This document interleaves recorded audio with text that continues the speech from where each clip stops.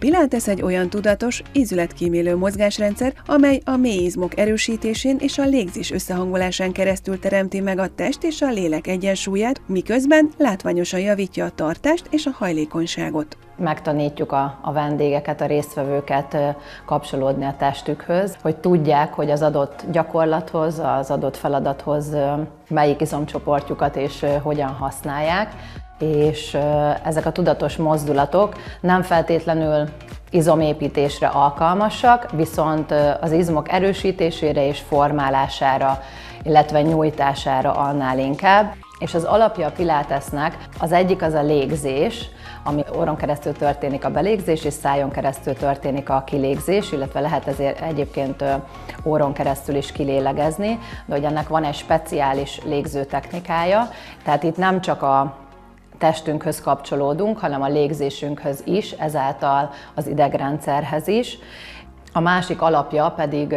a medencefenék izmainak az összehúzása, tartása, ezáltal a gerinc alátámasztása, és ugye szokták mondani, hogy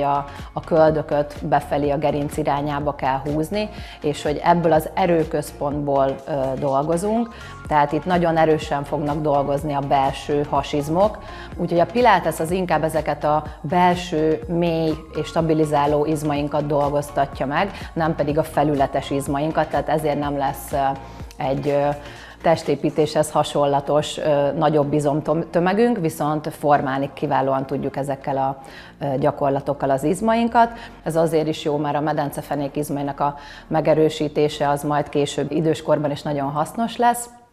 És hát azért is, mert hogy tényleg egyszerre tudunk kapcsolódni a testünkhöz, az idegrendszerünkhöz, ezáltal így a mentális folyamatainkhoz, és hogyha koncentráltan végezzük ezeket a gyakorlatokat, akkor ki tudunk kapcsolódni, tehát el tudjuk engedni a mindennapi stresszt, vagy azokat a gondolatokat, azokat a negatív gondolatokat, amelyek nap mint nap felmerülnek bennünk, úgyhogy ez egy ilyen a test-lélek-szellem együttese egy Pilates órán.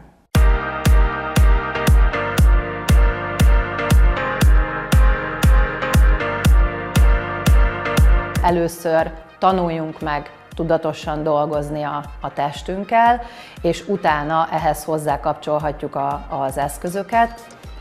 Én szoktam használni a Pilates labdát, gumiszalagot, ebből lehet a kis minibandet, a kis gumigyűrűt, illetve a Pilates gyűrű is ugye elég ismert, hengerrel is lehet dolgozni, úgyhogy úgy szoktam felépíteni az órákat, hogy mindig valamire helyezem a fókuszt, tehát hogy mondjuk most jobban az alsó testre dolgozunk, vagy jobban a felső testre dolgozunk, vagy inkább most egy ilyen mobilizálósabb, nyújtósabb jellegű az óra, vagy éppen erősítős, tehát még kis súlyokat is lehet használni, akár kézisúlyokat, akár lábsúlyokat.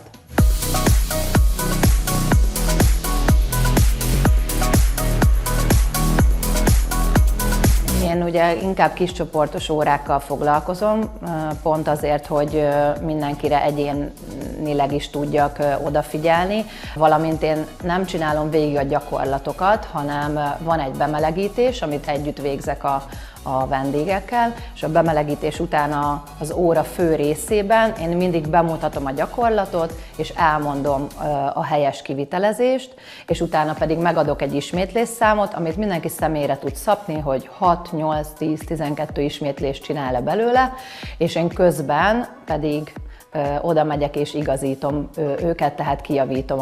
a gyakorlatvégzést. Talán a legtöbbször ezt kell elmondanom, hogy nyissuk a mellkast, hogy engedjük le a vállakat, tehát a feszültség az abszolút megjelenik a testükben, és ez szokott a probléma lenni. Ezt szokták egyébként a legtöbbször mondani, hogy úristen, mennyi mindenre kell odafigyelni. És azáltal, hogy a gyakorlat összetett, és ténylegesen tudatosítani kell, hogy mit csinálok és hogyan csinálom, az elveszi a fókuszt minden másról, tehát